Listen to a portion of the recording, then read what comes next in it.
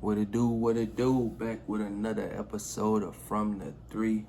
We are here yet again, back with another edition of the off-season series, and we moving along with the Detroit Pistons today, so getting right into it, man, Detroit Pistons, as we all know, they had piss poor year, just like Rockets last episode, and a couple other teams that we're gonna get to, but yeah, man.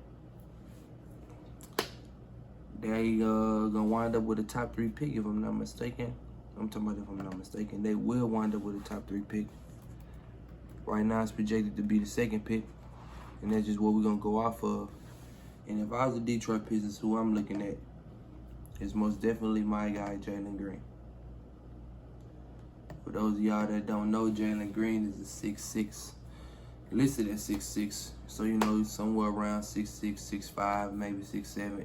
Either way, he got pretty nice size. He's a combo guard, but he mainly play off the ball, but he can play on the ball for sure and initiate the offense or whatever like that. Yeah, man, just real shifty, real explosive, real like just a go-getter, a real athletic. Like he's the modern day guard, probably without the jump shot. Even though he can shoot, it's not consistent like it should be, but he pretty much the modern day guard. He got everything in the package, you know what I'm saying? And I feel like Jalen Green, you know what I'm saying, just because of his fit alongside Killian Hayes, they don't really need a point guard, somebody to run their offense or whatever like that. So to have a guy like Jalen Green to also be in the backcourt with Killian Hayes, we all know Killian Hayes kind of small. I think he on like the 6', 6'1" side. I may be wrong, but yeah, Jalen Green to just be able to bring that size and that explosiveness and that athletic ability to that backcourt to balance out what Killian Hayes do, whatever like that. Like I said, some areas where he needs to improve, you know what I'm saying, is just especially his shooting. You know what I'm saying? He, like they say right here, he played a ISO heavy style, Jonathan Cavoni. Like he said right here in this breakdown of him. He played a lot of ISO ball, and if you watch the tape, you know what I'm saying, he does play like a good bit of ISO ball, and it's not really like he's a ball stopper. Yeah, like they would say about Carmelo Anthony, you know what I'm saying, throughout the years, he's a ball stopper. Jalen Green get the ball most of the time. He's not really looking for anybody else. He will look for other players, but he pretty much just trying to get his own shot or whatever like that. So, I mean, yeah, also, like I was just saying, his jumper is not really how it should be. He is an improved shooter, you know what I'm saying, and he shows like the promise that he can be a real good shooter. But it's just like it's all a consistency thing. One game he hitting all the shots, one game he not hitting the shots. So it's just one of those things where the jumper is what needs improvement, but everything else is just off of the charts. So yeah, if I'm the Detroit Pistons and I got that 2nd pick, and we know Cade Cunningham going number 1 off the board regardless of who it is.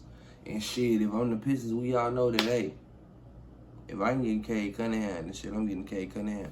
Because Killian Hayes also has the ability to play off the ball. And Cade Cunningham has the ability to play off the ball. So just being able to have a guy like Cade Cunningham on your roster, he's not going past number 1.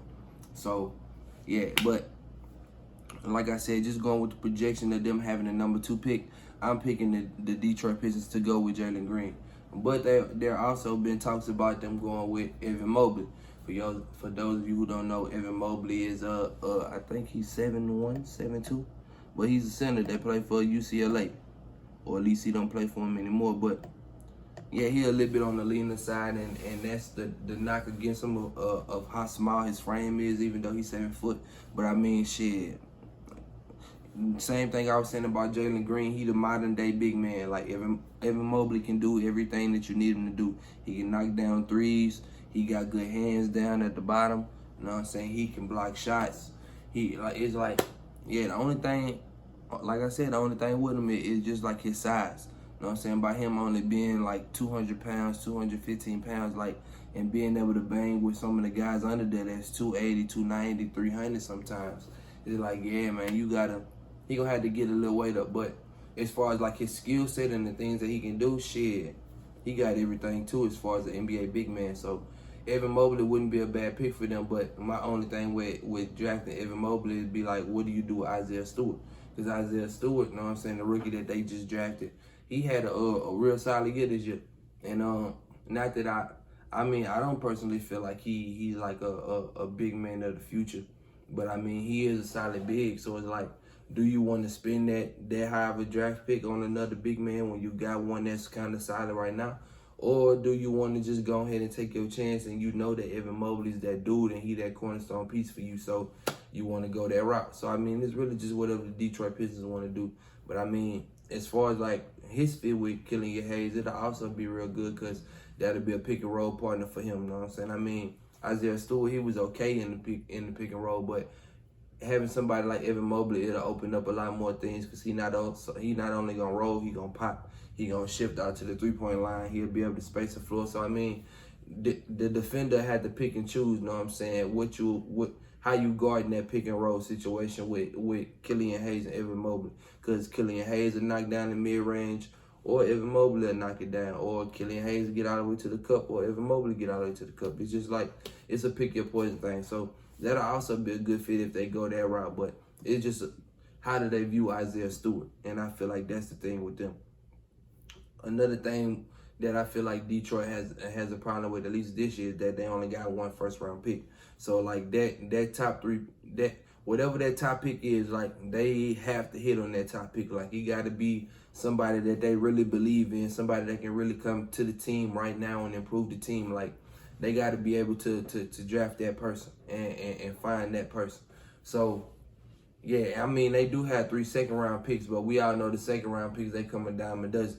Yeah, there are usually some second-round picks that pan out. You know, we got the Draymond Greens and the Klay Thompsons and the players of that nature that pan out and be successful. But, I mean, the second-round pick, they don't get guaranteed money for a reason because it's not a guarantee that they're going to be good, especially with the players that low. So, I mean, yeah, like I said, it's cool to have 3 second-round picks, but, I mean, having 3 second-round picks and only one first-round pick, you kind of in a tough situation because you can't miss on your draft picks. Like, they got to be almost perfect draft picks. Not saying that all 4 of them got to be perfect, but 2 or 3 of them at least got to be like the perfect picks for your team, or else you just wasted another season and you're gonna be right back bad again. Not that even if you get somebody like, even if they hit on all 8 picks, I'm not saying that Detroit is gonna be a playoff team or nothing like that. But shit, yeah, if you don't hit on none of your picks, you pretty much in the same situation that you're in right now. And you're not in the situation at all. Your ass. So, yeah, man. Hitting on those draft picks is really necessary. Really necessary. I mean, worst case scenario, if I'm not mistaken, I had to look it up again, but I think the lowest that Detroit could fall possibly is 5 or 6.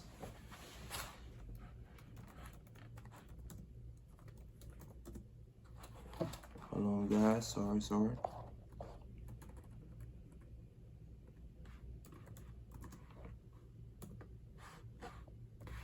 Yeah, though. If I'm not mistaken, I think the lowest they can fall is around like the 5 or 6 spot. So I mean, worst case scenario, if they did fall that low, Jonathan Kuminga would be a real good option for me at that spot. Just, and it's FE there too, but just like his upside would be the reason why I would take him. And then at the same time, like, the only thing that I see with Jonathan Kuminga and watching him is like his motor and his shooting ability. Not that he can't shoot, because he got like a fluid jump shot and it works. But it's just like he don't always play up to the ability that he can play. And like another thing with him, like I was saying with Jalen Green, it's a consistency thing. And I really feel like that's just a lot of things with young players in general, being consistent. And that's just something that he gonna have to work on. But his upside, man, like, he long, his frame, you know what I'm saying, his build. Y'all heard me talk about Jonathan Kuminga last video if you watched it. It's just like, yeah, man, the frame that he got in the build and the athleticism that he have is just like, you want a guy like Jonathan Kuminga on your team. So, I mean, shit, why not if he there? And then it'll help bolster your defense as well, because, I mean, shit, if I'm not mistaken. What was their lineup last year? Killian Hayes, Sadiq Bey, goddamn Isaiah Stewart,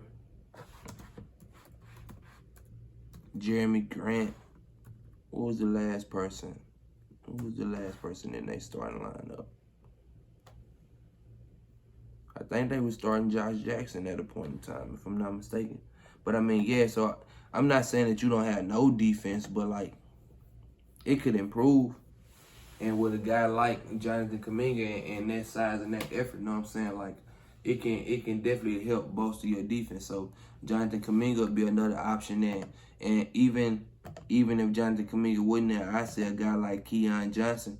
He kind of small, but that's another guy you can put in the backcourt that can help defend and you know, take the pressure off of Killian Hayes. That way he can go out and defend, you know what I'm saying, the other team's best player. Because with Tennessee, we seen him a lot of times defend like the best perimeter player. Yeah, man, he a real good athlete, like I was just saying about Jonathan Kuminga. And like even though he's smaller, not kinda smaller, even though he's smaller, like he real good and real aggressive. So like he play bigger than he actually is. You know what I'm saying? If that makes sense.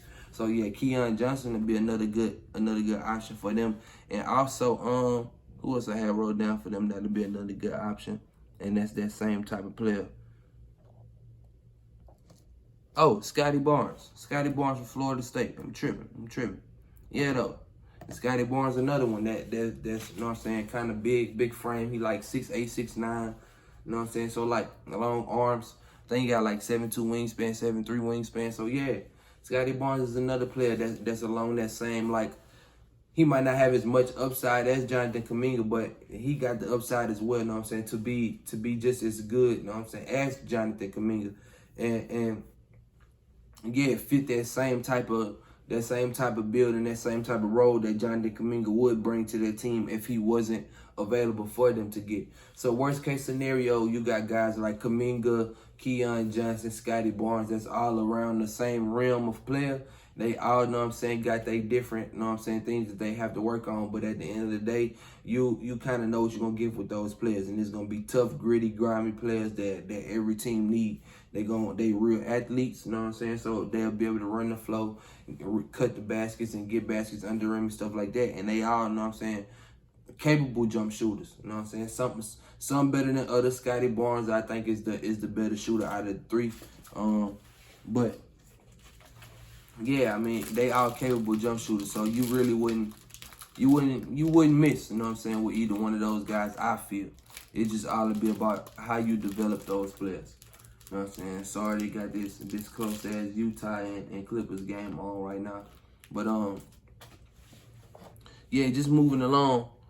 What else I had going on? Detroit and their free agency and this cap space. One thing I was looking at the other day when I was preparing for this video is that Detroit got they got a lot of cap on their roster that's taken up, but it's like a lot of cap space that you can open up at the same time. Get into is this money situation, cause we all know if the money ain't right, you feel me? Yeah, like I said that, if the money ain't right, you feel me? Like they got a lot of small contracts that they can trade away, get off, stuff like that. So it's like, even though they might be over the cap right now, they not necessarily in a situation to where it's like they could be bad. You know what I'm saying? Like they have no chance of getting out of this situation. Because honestly, a lot of their players on rookie contracts, if we're being honest. You got 1, 2, 3, 4, 5. You got 5 players out of 15 that's on a rookie contract, and you got another 1, 2, 3, 4, and another 4 that's on the minimum. So shit, 10 out of your 15 players, they all on small contracts, like I was just saying. So it's not like you in a bad situation. It's just about what are some of these smaller contracts do you want to keep? Who do you want to keep? Who do you want to let go? And I feel like a lot of these players, they need to let go. That way they can free up some money and try to go after some of these guys, some of the under the radar guys that I got listed down in free agents. First things first that I got to say about this cap situation is I'm gonna skip ahead in my notes a little bit. Goddamn Corey Joseph, the Corey Joseph contract, and fucking Rodney McGruder, like Draymond was just saying, like earlier this season, if I'm not mistaken, or last season, like who the fuck is Rodney McGruder? At the end there with McGruder. I don't know. I was in the locker room. But apparently he was taking up for Wayne Ellington. When the Rodney McGruder become the tough guy of the team? Like, not to just shit on anybody, but I mean, like I think he around like 30, 31. You know what I'm saying? Like he kind of older.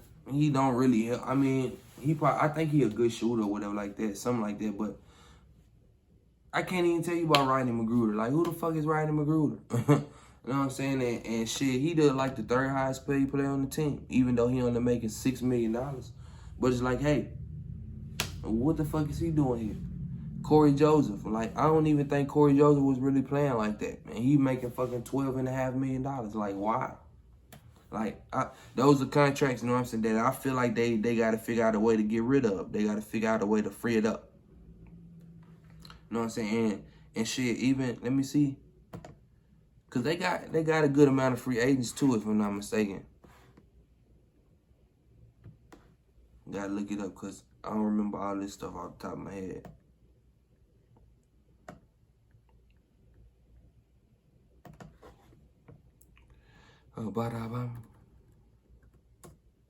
Hey, in other news, bro, Paul George going to hell crazy right now.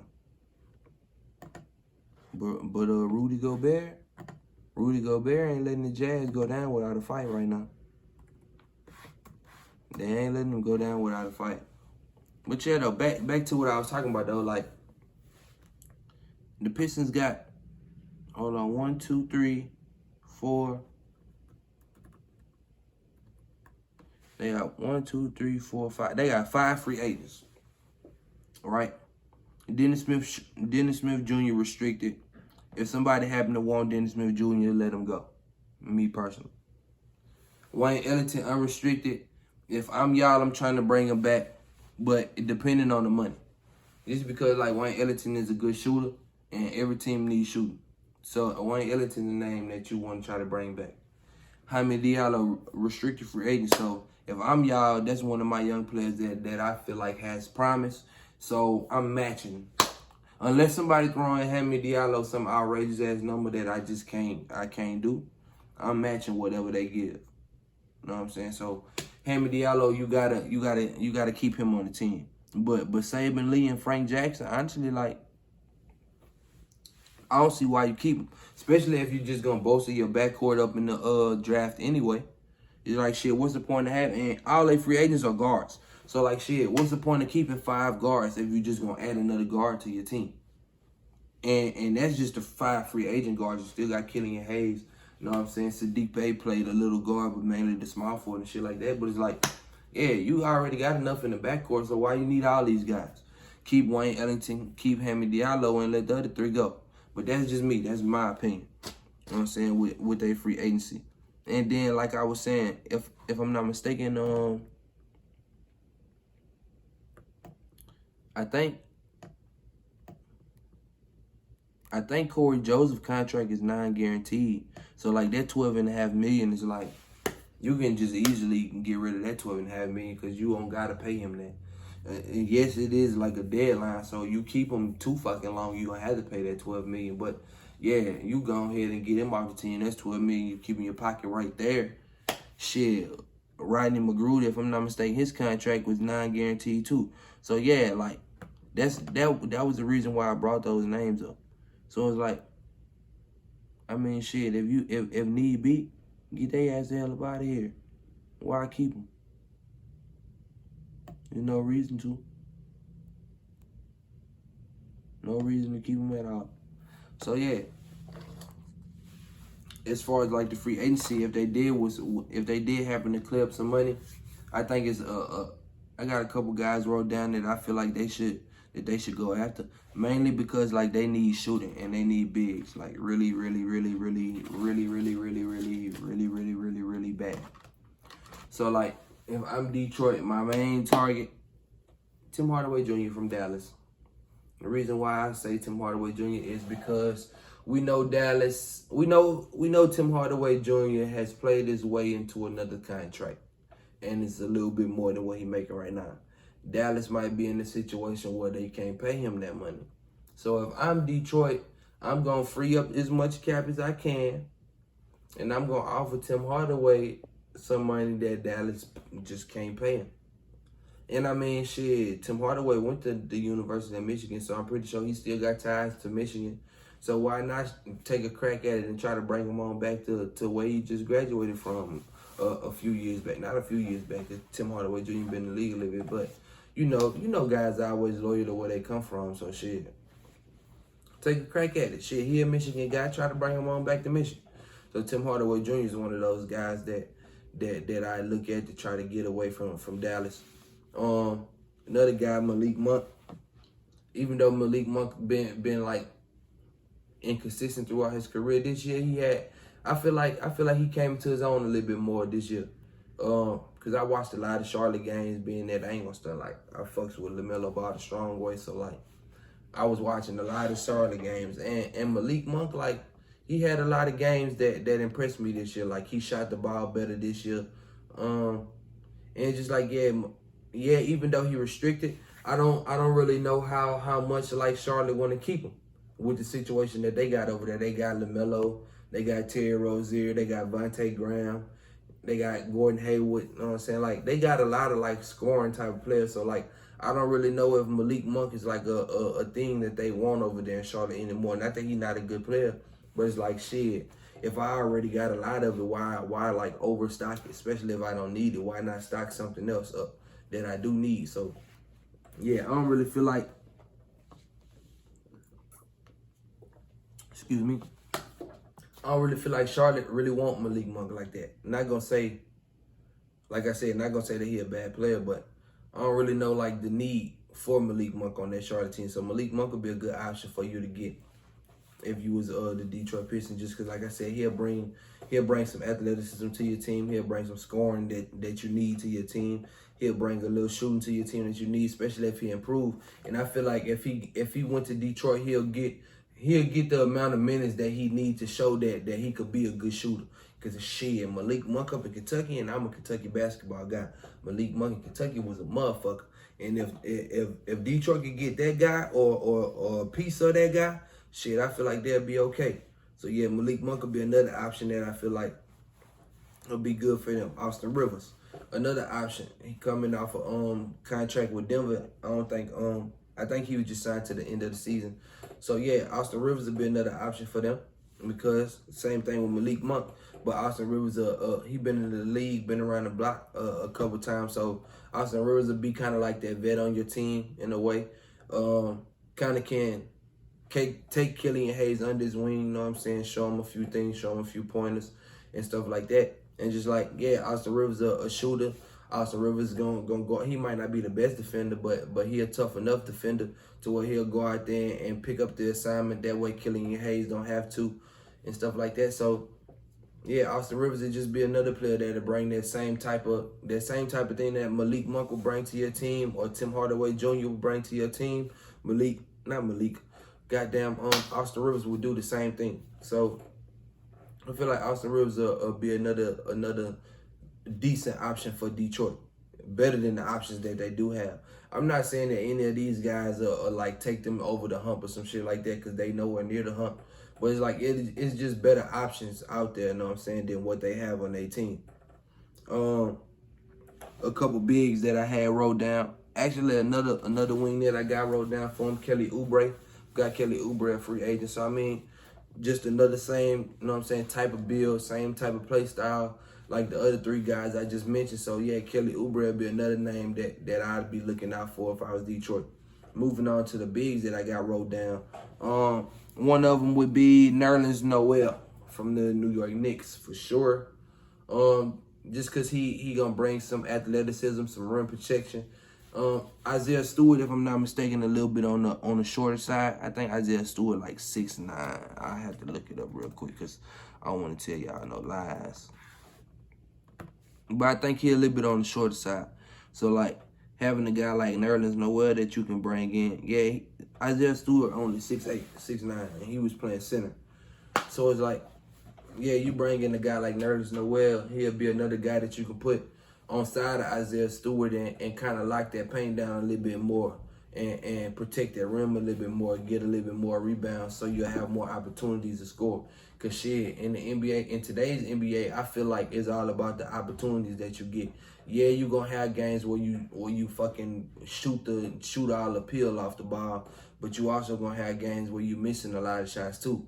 But the difference is in them games is the amount of opportunities that you get. You know what I'm saying? So shit, even if you're having a bad game, if you're getting a lot of opportunities to score, it's more likely that you will score points than if you're not really getting the opportunities to score. But shit, let's say you're making a whole bunch of shots, but you're not getting a lot of opportunities to make shots though. Then shit, what's the point of you making all your shots? I mean, like, not that it's bad, but it's like shit, I'd rather you be 15 for 15 than be 5 for 5. You feel what I'm saying? So, yeah.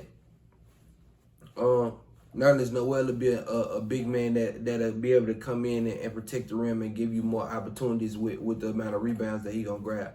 So, yeah, Nerlens Noel is an option. Daniel Tice, another big that I had wrote down for them, and another that he the same thing, same way with Nerlens Noel. But the plus with Daniel Tice is Daniel Tice can knock down some 3 balls too. Daniel Tice is spacing out the floor too. So that'll be another piece, you know what I'm saying? Another way that you can play him with Isaiah Stewart and you can have them out there on the floor together is because Daniel Tice don't necessarily have to be in the paint, clogging up the paint. He can be out on the perimeter in the corner, you know what I'm saying? Stretching out the floor, standing there, waiting to knock down open shots if need be.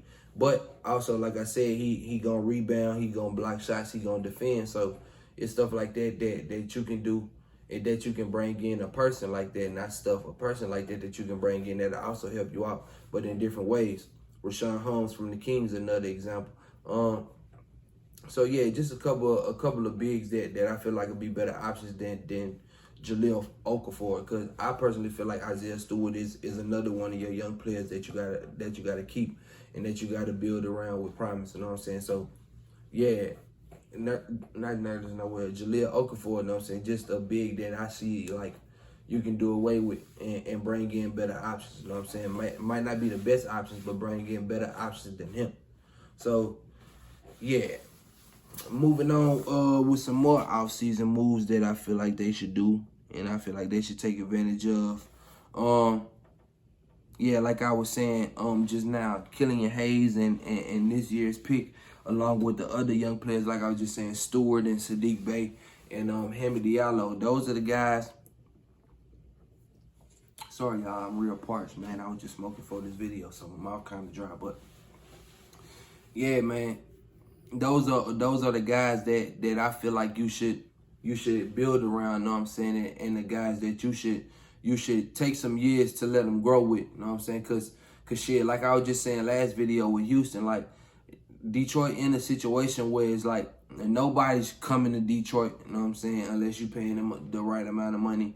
Nobody, like, you're not going to get anybody, you know what I'm saying? Like, you're not going to get the big fish. So you got to groom your young players till you get back to a position where you're able to go get that guy. You know what I'm saying? So, yeah, I feel like Hamid Diallo, Isaiah Stewart, Sadiq Bey, Killian Hayes, and this top pick that you're going to get this year, you got to hit on that top pick, and you got to build around those 5 guys. You got to take those young guys and build them and help them and let them grow into the players that they're going to be in the future.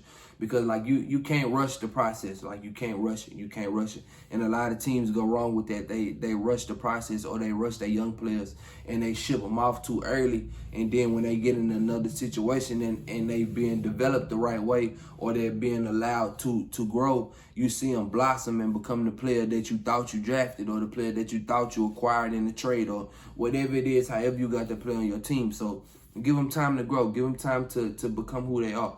You know what I'm saying? Don't rush it. You know what I'm saying? Don't rush it. So, y'all, man, just my last point on that. Last point with Detroit that I got to say is Jeremy Grant.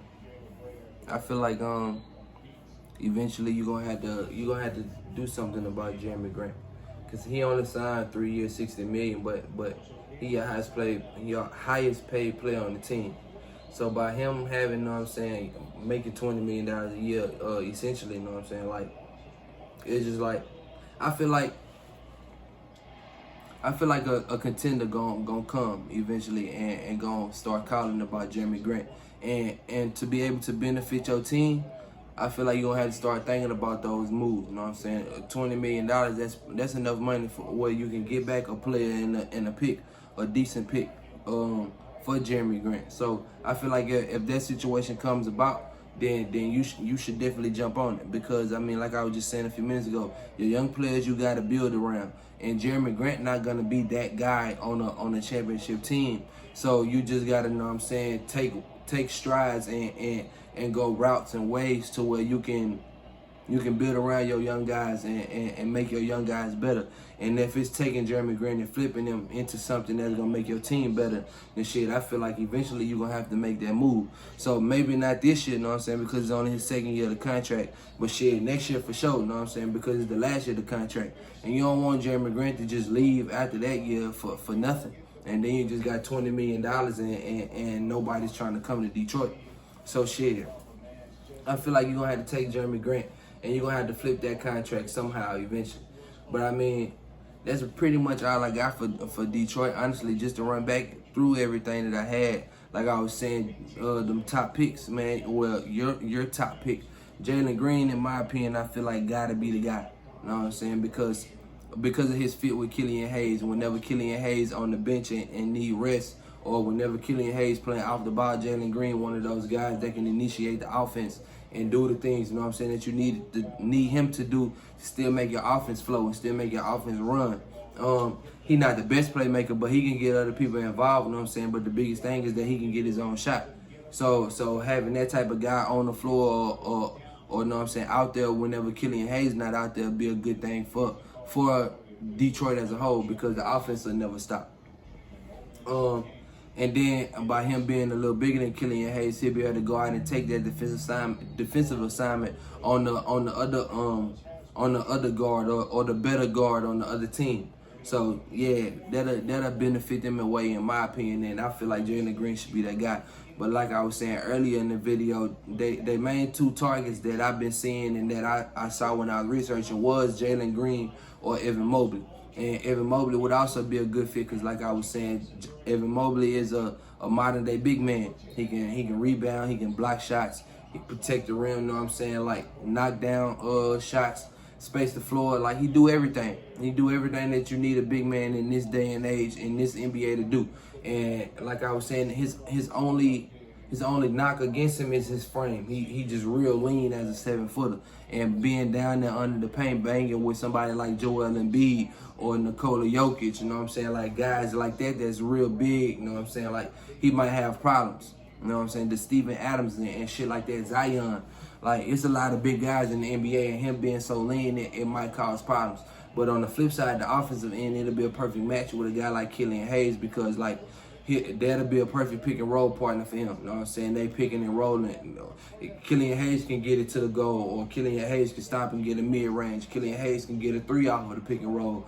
Shit, Evan Mobley can get a 3 off the pick and roll. He can get a mid range off the pick and roll. He can get to the cup on that. So it's plenty of opportunities and plenty of situations where Evan Mobley and Killian Hayes would be a great ass pick and roll duo. And even defensively, having a guy like Isaiah Stewart out there who was running a lot of minutes at your 5, and him only being 6'8", 6'9", you got a guy that's bigger, you know what I'm saying, in size and longer in size, that'll help Isaiah Stewart defend and rebound the ball, that'll give you more opportunities to score the ball and shit like that in situations. So Evan Mobley will be a good pick for them as well.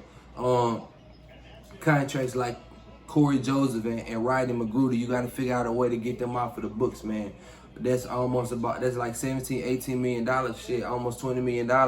Shit, that's enough money where you can go get a guy like Tim Hardaway Jr. or a guy like Austin Rivers or a guy like Kelly Oubre, you know what I'm saying, or a guy like Malik Monk, try to get him from the Hornets. Like, shit, a big man like Rashawn Holmes or a big man like Daniel Tyson, Nerlens Noel. Like, you can try to go get some guys like that that's kind of low budget guys, but they're better options that'll make you more competent and competitive than what you have on the team right now. So shit, I feel like you got to figure out a way to get some of those guys off the team.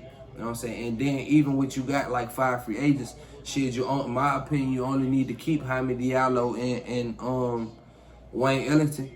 And shit, the other money you can let that go too. So that's another 5 to 6 million, you know what I'm saying, that you can bring back onto the team. Plus, you know what I'm saying, like I was just saying a few minutes ago, you figure out a way to flip Jeremy Graham, that's another 20 million you got. So shit, you up 45, 46 million right there, just that quick. So it's just like, yeah, you just gotta figure out ways to build around your young team and go with your young team and find ways to make your team better with the cap situation that you got. Because you are over the cap right now, but you're in a situation where you can be flexible, you know what I'm saying? So it's just all on the front office and if they're going to do their job the way that they can and how they should do their job. Like I was just saying a few minutes ago about the Jeremy Grant situation, you know what I'm saying? You got to figure out a way to get him off if you can so you don't lose it for nothing. Shooting and bigs. You need shooting and bigs. The only shooter that you really have on your team is a free agent and you could possibly lose him. You have to get more shooting. Your best big man is only 6'8", 6'9". You have to get more bigs. So that desperately is another thing that Detroit, you know what I'm saying, needs to do and needs to get through their heads, you know what I'm saying, to make them a more competitive team. But like I said, those are all the things that I just feel like that'll help them go in the right direction and take a step in the right direction. Like I said, they nowhere near a hump, so it's not like they're going to be a playoff team anytime soon, but they can be competitive. And that's all that you want your favorite team to be, is competitive. I don't want to watch my favorite team getting their ass whooped every time they step on the floor. But if you're going out there and you playing hard and you at least being competitive, you can lose all the games. But shit, I know shit that I got a team that got hope and give me inspiration and give me room to believe that they gonna grow and become better. And Detroit got that situation over there. They just gotta let their young players become who they are. You know what I'm saying? So like I said, I mean, shit, that's all I got for y'all, man. And I'm going to move on with this series, keep going. My next video, we breaking down the Orlando Magic.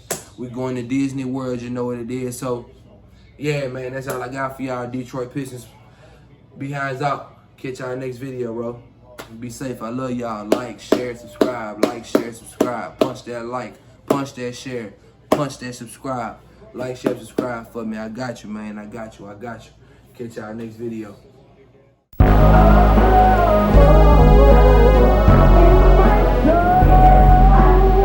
I put my blood on this paper, now can you tell that I've been stretching, trying to get a blessing, living in this